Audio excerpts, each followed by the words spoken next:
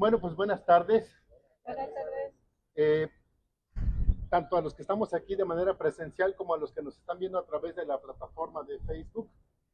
Muy buenas tardes. Tenemos una sesión más del Club de Astronomía, Club Astronómico Irapuatense. En esta ocasión tenemos a una invitada que nos acompaña y que nos va a dar un tema bastante interesante. Ella es Clara Lidia Cordero Manríquez. Ella es estudiante del 9º semestre de la carrera de Ingeniería Bioquímica del Instituto Tecnológico Superior de Irapuato. Ella ha desempeñado distintos proyectos durante su estancia académica en la institución. Muchos de sus proyectos han estado enfocados en sustentabilidad y formulación de nuevos productos. Dentro de su trayectoria académica ha participado en el programa de verano de la ciencia en 2 ediciones ya, la edición 17 y 18. En esta ha desarrollado habilidades en proyectos de calidad microbiológica y proyectos de bioprospectiva. También es participante y líder de la Cumbre Nacional del Desarrollo Tecnológico, Emprendimiento e Innovación del Tecnológico Nacional de México, donde obtuvo el pase a la etapa regional, aportando a su interés y desarrollando habilidades en proyectos de desarrollo y formulación de productos de alta calidad y viabilidad comercial. En esta ocasión nos presentará un tema bastante interesante que se titula ¿Los microorganismos salvarán al mundo y al espacio? Esta interrogante abre un panorama enorme que nos va a conducir por este tema bastante interesante, para quien pido un aplauso y le damos la palabra.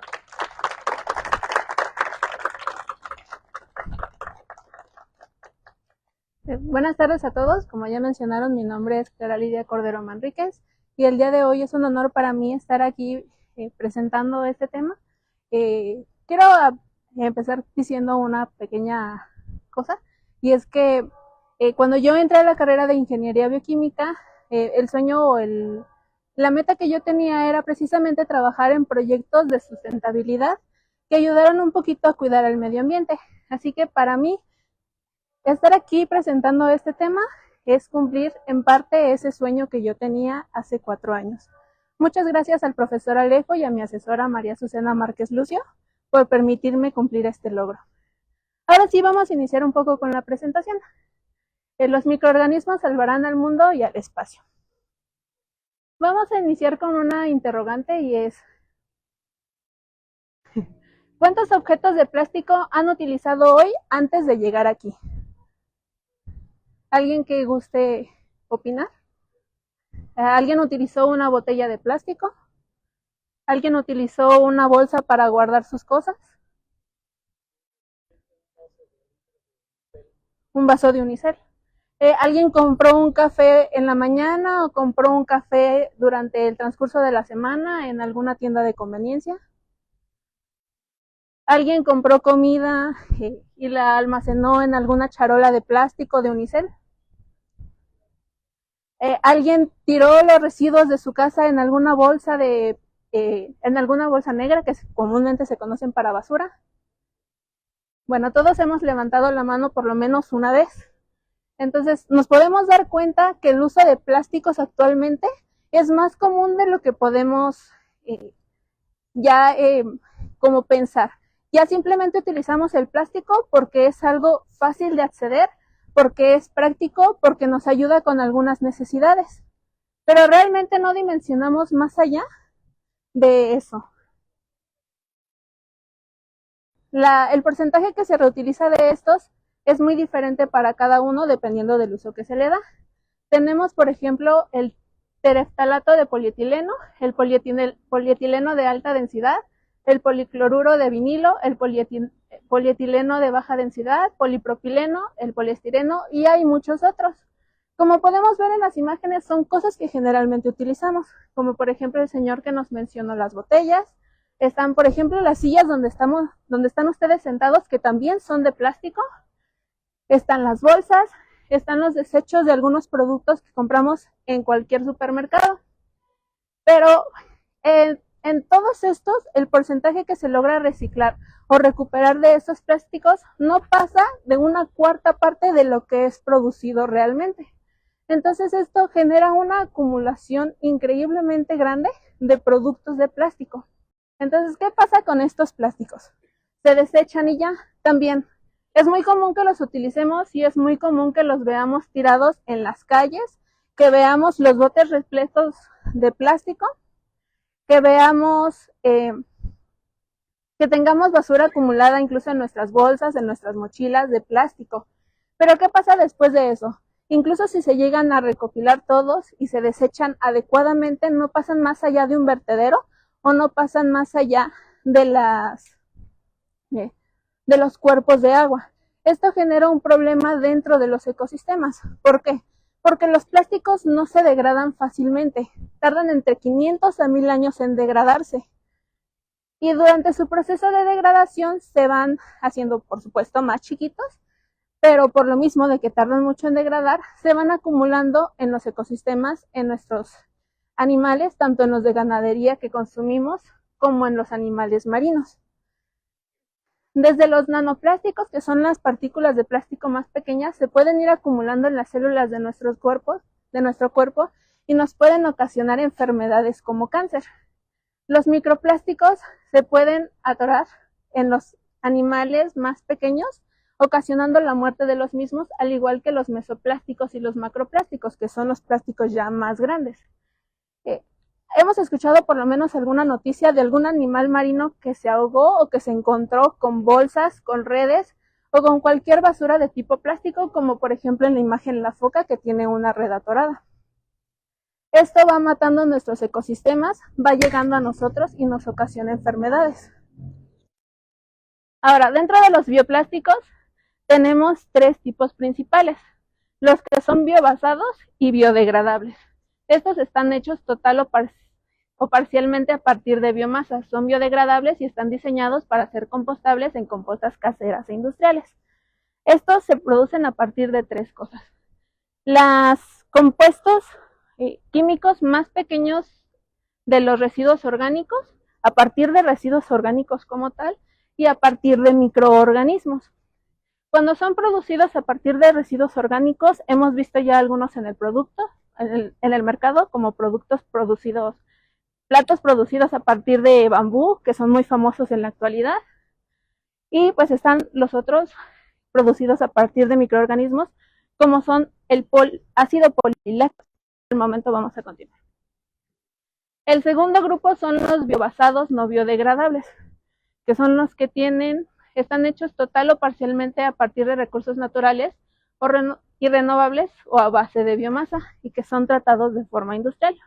Y por último, los petrobasados o los biodegradables, que son los que utilizan recursos fósiles que pueden degradarse y ser compostados en compostas industriales. Un ojito aquí. Ahorita con el auge de la sustentabilidad hemos visto muchos productos de venta como eco-friendly dentro de los centros comerciales o en internet o en cualquier lado. Pero hay que revisar una cosa. Si el producto dice que necesita una composta industrial, no es realmente un bioplástico producido por recursos renovables. Sigue utilizando un recurso renovable como la base, como el petróleo. Así que esos no cumplen completamente el objetivo de los bioplásticos. Como nos menciona, ¿me podría decir su nombre, por favor? Como nos menciona, ¿le puedo decir, señor? Como nos menciona el señor Felipe, son organismos, seres vivos microscópicos que pueden ser tanto benéficos como maléficos para nosotros como seres humanos y para el resto de seres vivos, incluso también microscópicos. Cada uno tiene su función dentro del ecosistema y dentro del inmenso mundo microscópico. Generalmente los hongos se conocen por ser degradadores. Las bacterias tienen muchas utilidades y tienen muchas funciones. Dentro de los ecosistemas ayudan a fijar el nitrógeno en las plantas, que esto puede ayudar para su crecimiento y para la fertilización. También se utilizan de forma industrial para la producción de productos lácteos, como es el yogur, o para la producción de cerveza. Están también las algas, que junto con las plantas son las que ayudan a fijar el carbono para la utilización de los demás seres vivos. Están también los protozoarios, que generalmente necesitan de otro ser vivo para vivir, y algunos de esos, o generalmente, tienden a aprovecharse de su huésped. Y tenemos a las arqueas, que son como las bacterias, pero más mejoradas, porque resisten ambientes más extremos, resisten más frío, resisten más calor, resisten mayores temperaturas, mayor presencia de sal. En general, funcionan como en ambientes extremos. Pero hoy nos vamos a enfocar en las bacterias. ¿Qué necesitan las bacterias para crecer? Es como un ser humano normal. El ser humano necesita, cuando vamos al doctor nos dicen, no, es que tiene que comer más frutas y verduras porque necesita vitaminas. O tiene que comer más de esto, tiene que disminuir el consumo de tal cosa porque pues ya, algo anda fallando por ahí. Del mismo modo, las bacterias también necesitan una fuente de carbono, una fuente de nitrógeno, sales minerales, agua, vitaminas y cofactores, y condiciones de crecimiento específicas. Cuando le das todo lo que la bacteria quiere, puede crecer y puede reproducirse muy bien. Pero ¿qué pasa cuando restringes alguno de estos factores? La bacteria se estresa. ¿Y qué pasa cuál es una de las consecuencias de que nosotros como seres humanos nos estresemos? Otra de las cosas que también nos pasa es que, o no han escuchado eso de que, ay, es que está muy estresado y por eso engordo.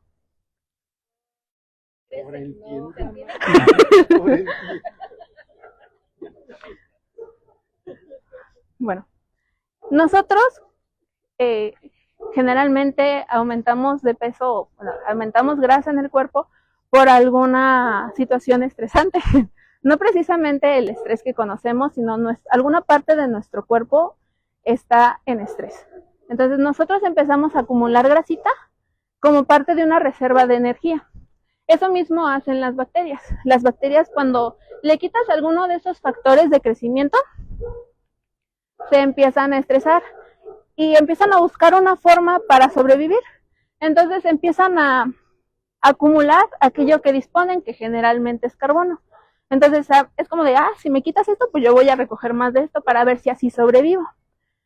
Las bacterias tienen esa forma de sobrevivir, para precisamente, como mencionaba nuestra compañera, para sobrevivir y no morir. Y en algunas bacterias, para hablar un poquito de cómo es que se produce dentro de la célula, vamos a utilizar una analogía. Dentro de las células existen rutas metabólicas, que son las reacciones que llevan a cabo los microorganismos o cualquier ser vivo para producir energía. Esto lo llevan a cabo por algo que se llama enzimas, que son proteínas. Estas enzimas son específicas para cada reacción. Así que vamos a hacer la analogía. Estas personas son enzimas y son 3 líneas diferentes de producción.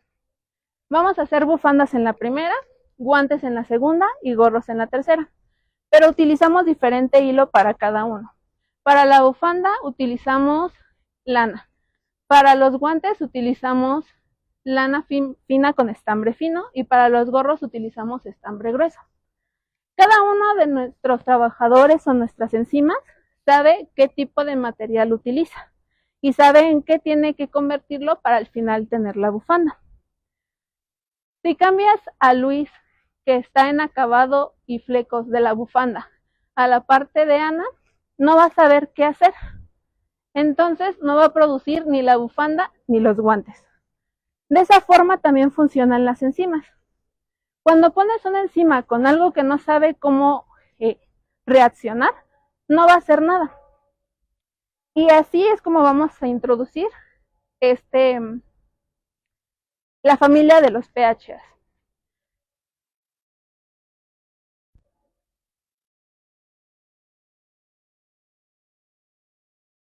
Cada enzima o cada trabajador dentro de la línea identifica cuál es el producto que necesita para trabajar y formar lo que va a producir al final. Depende del tipo de bacteria que nosotros tengamos, va a ser el tipo de trabajador que va a tener por dentro, va a ser el tipo de enzima que va a tener y va a ser el tipo de PHA que va a producir. Y tenemos 3 tipos de alimentos para las bacterias que producen PHA, porque no todas las bacterias producen PHA. Si le das de comer azúcares simples, te va a entregar un PHA chiquito, de una cadena chiquita. Si le das de comer aceites de cadena corta, o sea, que no son tan difíciles de digerir, te va a entregar un PHA de cadena media. Y por último, si le das de comer ácidos grasos más complejos, como por ejemplo la manteca vegetal o la manteca animal, va a producir PHAs con una cadena más larga. Dependiendo del alimento, vuelvo, va a ser el tipo de PHA que va a producir la bacteria. ¿Y pues de qué nos sirve eso? ¿Para qué quiero saber yo qué tan compleja es la molécula? Porque entre más compleja es la molécula, más resistencia va a tener el material al final. Entre más moléculas de carbono y más larga esté, más resistente, más dura va a ser. Por ejemplo, no es lo mismo la estructura química chiquita de una bolsa de plástico que se puede mover con el aire que la estructura química de una silla de plástico. Es lo mismo aquí. ¿Y por qué es que los PHA se consideran bioplástico? ¿Por qué todo esto entra dentro de esa categoría? Porque ya en un material, ya hecho material, el PHA tiene propiedades muy similares a las de los plásticos. Por ejemplo, el polihidroxibutirato, que es un PHA de cadena chiquita, puede utilizarse como un sustituto o como alternativa al polipropileno. El P3HB con aleación, así como la de los metales, a P4HB puede utilizarse como una alternativa para el polietileno. De la misma forma, el PHBV para el poliestireno, el PH3HB con aleación al 3HHX, al PET, y también tenemos PHAs de cadena largo que pueden ser equivalentes al caucho. Entonces, teniendo toda esta familia de polihidroxialcanoatos o PHAs, tenemos una gran oportunidad para disminuir el consumo de plásticos convencionales. Sin embargo, como estudio tiene tres desafíos principales. El primero es la eficiencia del microorganismo. Como sabemos, los microorganismos son unas chiquititas cositas así que ni siquiera se ven y por eso necesitamos microscopio. Al momento de querer producir o estresar a la bacteria para que produzca PHA a una escala industrial, para que salgan bolsas y bolsas y bolsas, no se puede hacer totalmente rentable, se elevan mucho los costos, porque de 1 litro de medio para el reactor que se vaya a utilizar, salen 2.5 gramos del PHA que se quiere obtener. Eso sigue sin ser totalmente rentable. Al momento también de alimentar a las bacterias con lo que pueden producir PHA, se tiene también una limitante, porque esta materia prima puede ser o muy cara, o los procesos de transformación también pueden llegar a elevar mucho los costos. De hecho, los estudios actualmente se enfocan en eso, en utilizar los residuos también orgánicos para que estos sean alimento para los PHAs, como por ejemplo el glicerol, las corrientes ricas de dióxido de carbono, las melasas, el almidón o el suero de queso. Y otra de las dificultades que se tiene es que realmente el mercado actual está saturado con los plásticos convencionales. Nosotros vamos al centro comercial y vemos una bolsa de plástico normal y vemos una bolsa de plástico eco-friendly, nos quedamos viendo y es como de, ay, pues esta no. Porque generalmente es más cara o porque no es atractiva, ya sea por el color o porque realmente no se ve realmente atractiva para comprar. Y estamos muy acostumbrados a utilizar lo que siempre hemos utilizado. Entonces, sí hay mucho campo todavía que explorar dentro de la aplicación de estos bioplásticos. Y bueno, eso es lo que pasa aquí en la Tierra, pero pues, ¿qué tiene que ver con el espacio? En una misión espacial no existe un camión de basura ni una tienda para comprar más materiales. Si al astronauta que se fue en el cohete se le olvidaron las bolsas, no es como que pueda decir, pues tráeme una. Se la encargo por Amazon, pues no. Simplemente pues son materiales que se quedaron y ya no se llevaron y pues a ver cómo le hacen. Entonces, ¿qué aplicación pueden tener los PHAs dentro de esta área del espacio, astronomía y todo lo que incluye misiones espaciales? pueden utilizarse en la fabricación de piezas mediante impresión 3D. De hecho, actualmente algunos de los filamentos para estas impresiones ya utilizan el otro tipo de bioplástico producido por microorganismos que mencioné al principio, que es el ácido poliláctico, el PLA. Ya podemos encontrar en el mercado este tipo de filamentos. Entonces, si ya hay uno de ese tipo, ¿por qué no se podría hacer también del otro?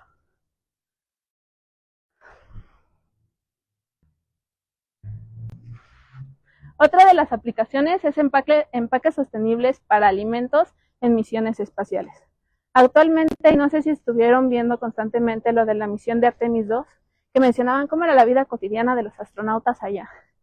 Mencionaban mucho sobre la comida empaquetada en bolsas de plástico, deshidratada, y que ya nada más era cuestión de hidratar y consumir. Esa puede ser una muy buena alternativa. Sustituir este tipo de plásticos por plásticos, un embalaje de PHA. Y pues al final se preguntan, pues es lo mismo, se llevan plástico de uno para sustituirlo por otro. Si nos vamos a una visión más allá, podemos hacer hábitats autosuficientes con el aprovechamiento de residuos orgánicos. Me llevo mi paquetito, mi envoltorio de PHA, ya sé yo que se puede degradar, entonces en alguna visión más allá donde se pueda instalar un asentamiento en la luna, por ejemplo, se puede utilizar dentro de la economía circular. Utilizo mi composta casera para producir materias primas, proceso los residuos orgánicos, produzco mis propios plásticos, vuelven a la composta, vuelvo a obtener fertilizante y vuelvo a utilizar.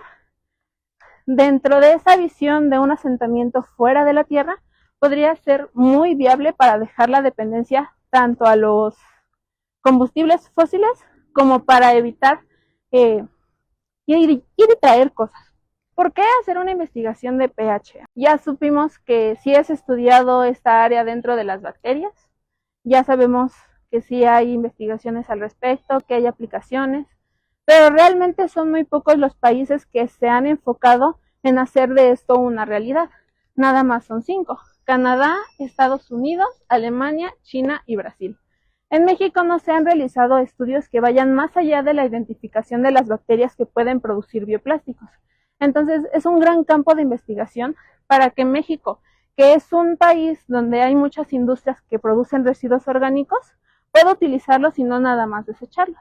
Dentro del trabajo de laboratorio, como ya mencioné, generalmente los estudios en México nada más llegan hasta la identificación, que es hasta el momento donde va el proyecto de investigación. Sin embargo, pues sí se tiene la idea o el objetivo de llegar más allá de eso. Para llevar a cabo un trabajo de investigación e identificar las bacterias que producen PHA, lo primero que necesitamos hacer es muestrear. En este caso, el muestreo se llevó a cabo en el Cerro del Cubilete, un área natural protegida. Esto se hace con el objetivo de disminuir los microorganismos patógenos para los seres humanos y que la producción sea segura. Una vez que se toma la muestra, se realizan diluciones para disminuir la cantidad de microorganismos que están presentes. Y a partir de allí, pues empiezan a estresar las bacterias para ver si se mueren o si son capaces de sobrevivir y producir PHA. Una vez que identificamos que sí produce PHA, se lleva a una escala. Y de forma un poco más real y del trabajo que se ha llevado a cabo en laboratorio, encontramos 4 muestras del Cerro del Cubilete que sí producen PHA, o sea, 4 tipos de microorganismos. Podemos observar en la imagen que son bacterias rosas por el colorante de tinción para que se puedan observar al microscopio, y utilizando un artículo de referencia podemos observar que los gránulos se tienen que observar como negros o azulados. Y aquí tenemos la muestra negra azulada. Aquí también no se distingue mucho, pero sí hay unos puntitos que están más moraditos, igual que en estas dos. Entonces, Ecocubilete sí tiene bacterias que son capaces de producir PHA. Ahora el siguiente paso sería escalarlo a una producción a bioreactor, producirlo y buscar las aplicaciones que se puedan dar con los recursos que se producen o con los residuos que se desechan aquí en la zona del Bajío. Y con el objetivo de que cuidar la tierra y aprovechar mejor nuestros recursos. porque cuidar la Tierra y explorar el espacio no son objetivos distintos. Ambos comienzan con la misma pregunta: ¿cómo podemos aprovechar mejor nuestros recursos? Y sería todo de mi parte. Muchas gracias.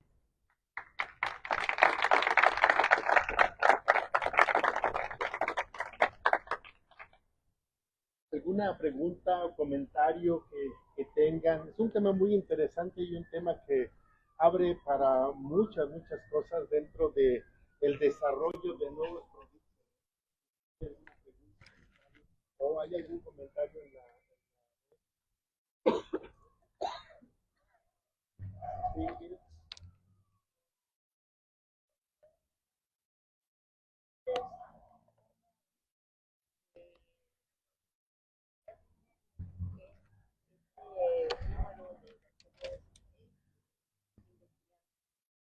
ellas son las para que se produciera más como a mayor Mm, Nosotros aislamos los microorganismos, obtenemos el microorganismo. En medios de cultivo los hacemos que crezcan, pero el medio de cultivo, como tiene nutrientes específicos, solamente puede llegar a crecer una cierta cantidad de microorganismos. Eso es lo mismo que pasa cuando se escalan.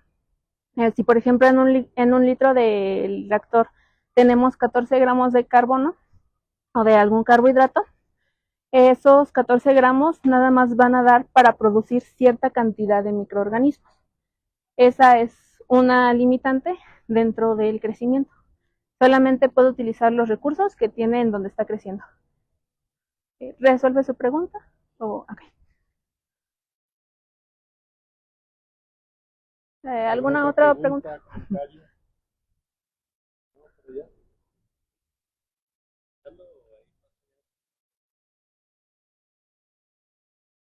De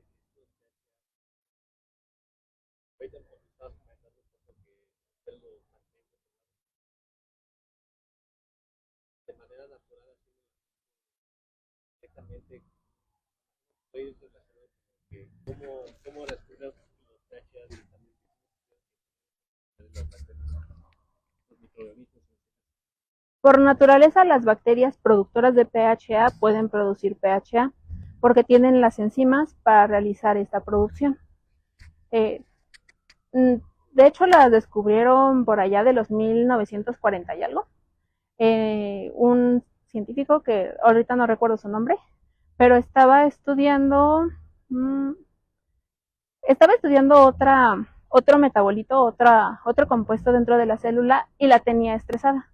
Entonces, la célula, como estaba estresada, estaba produciendo PHA.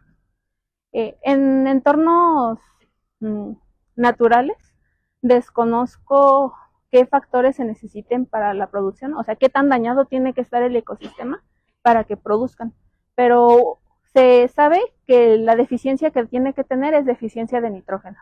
Si el suelo no tiene nitrógeno suficiente, las bacterias se estresan y si hay bacterias productoras, producen PHA. ¿Resolví tu? Okay.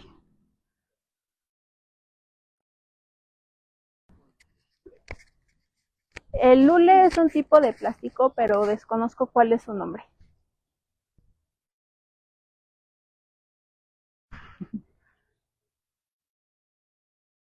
¿Alguna otra pregunta o comentario? ¿No? ¿Se sabe para qué utilizan de manera natural las bacterias este tipo de polímeros o de compuestos? Solamente que es como reserva de energía. Cuando la bacteria está estresada, identifica alguna limitante, principalmente de nitrógeno, como mencioné, en su entorno, y empieza a acumular carbono. Empieza a acumularlo y empieza a generar los gránulos. Si su ambiente se mantiene estresado, va a conservar esos gránulos como pensando que en algún momento pudiera llegar a tener una limitación de carbono. Cuando esta limitación de carbono, de esta limitación de nitrógeno desaparece y la célula deja de estar en estrés, lo degrada por sí sola. Esa es su única función, ser una reserva de energía. Entonces es así como engordan las bacterias. Sí, por eso hacía la analogía de que es lo mismo con nosotros, que reservamos energía con grasita. las bacterias la almacenan de esa forma.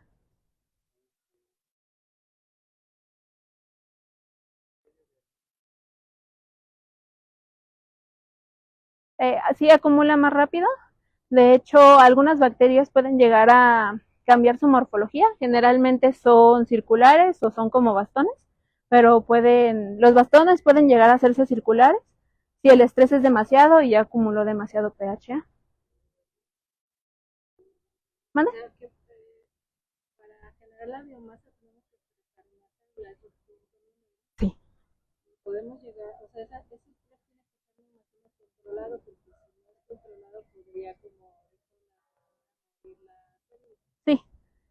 Generalmente los artículos de investigación ya tienen qué cantidad de qué cosa poner y bajo qué condiciones mantenerla de temperatura o de oxígeno para algún tipo de microorganismo.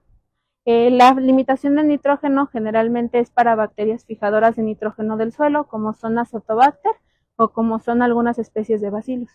Hay otras que, por ejemplo, se limita el fósforo, pero es dependiendo mucho de la especie. Y eso ya más o menos se tiene establecido. ¿Qué necesitas limitar para producir? esas bacterias nada más se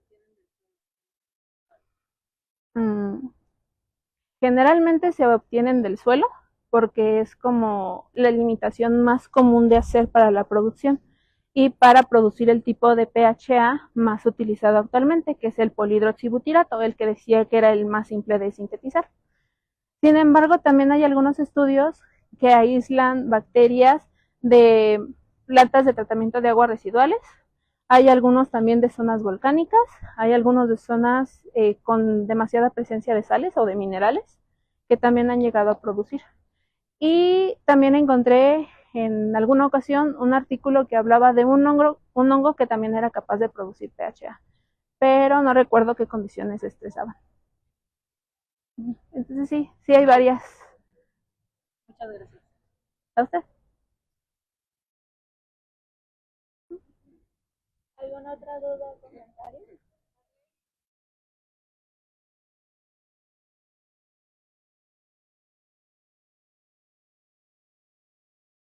Bueno, pues yo creo que el tema es muy interesante y sobre todo pensando en, como decía hace un momento, cuando se tiene planeado viajar al espacio, no pasa el camión de la basura, obviamente, entonces, ¿qué se hace con los desechos y cómo producir en otro espacio diferente para que de alguna manera sea biológicamente sustentable y también económicamente sustentable? Entonces, todo esto abre un panorama muy interesante. Se ha anunciado recientemente que la NASA la próxima década va a empezar a generar una base en la Luna.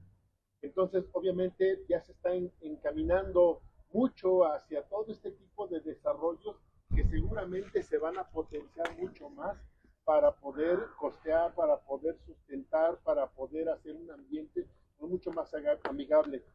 Sería muy triste pensar que todo esto que se está haciendo se deje de lado como para que a la hora de salir a otro lugar y empezar a colonizar o empezar a establecer bases, lo primero que hagamos sea dejar nuestra basura.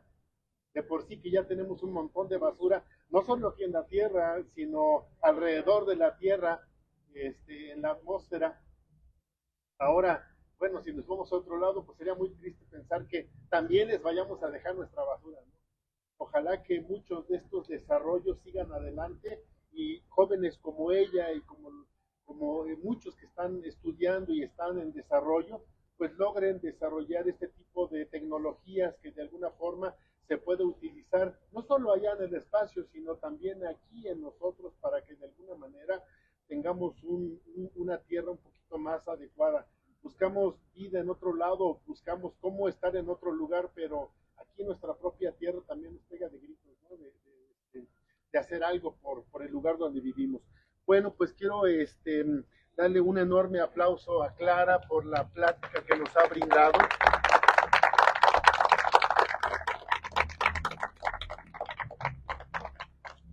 Y tenemos un pequeño reconocimiento. Aquí no hay mucha luz. Voy a tener que poner mi lamparita porque no veo.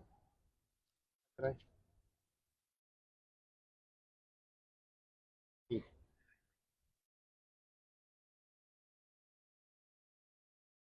Bueno, pues el Club Astronómico Irapuatense otorga el presente reconocimiento a Clara Lidia Cordero Manríquez por su invaluable contribución al Club Astronómico Irapuatense, impartiendo la charla ¿Los microorganismos salvarán al mundo? Y como interrogante, ¿y al espacio? Su dedicación a la divulgación de la ciencia inspira y enriquece nuestra comprensión del mundo natural. Agradecemos con un fuerte aplauso la plática que nos acaba de brindar Clara. Y además le entregamos una pequeña tacita conmemorativa de nuestro club. Muchísimas gracias, Clara. Muchas gracias. Y aquí tienes tu reconocimiento. Gracias.